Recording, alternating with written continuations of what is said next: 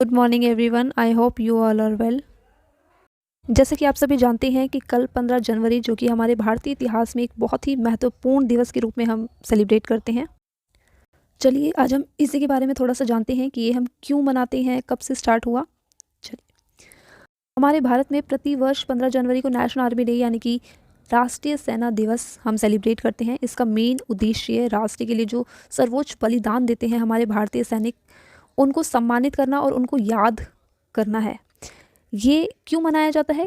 15 जनवरी 1949 को हमारे पहले भारतीय कमांडर इन चीफ के रूप में नियुक्ति की गई थी और जिनको नियुक्त किया गया था उनका नाम था मार्शल कोंडेरा एम कैरियप्पा।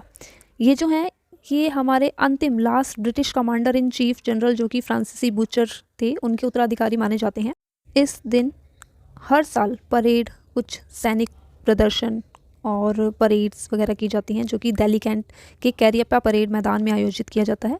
साथ ही इस दिन अमर जवान ज्योति पर भी शहीदों को श्रद्धांजलि दी जाती है। जानते हैं अपने भारतीय सेना के बारे में। एक तो हमारी भारतीय सेना की इस्टेब्लिशमेंट काफ़ी पहले अंग्रेज़ों के टाइम पे ही हो चुकी थी। 1 अप्रैल 1895 को ग्लोबल फायर पावर इंडेक्स के अकॉर्डिंग 2011 के अकॉर्डिंग जो डाटा हमारा तैयार हुआ उसमें ये माना जाता है कि भारत की सेना दुनिया की सबसे 4th नंबर की मजबूत सेना है।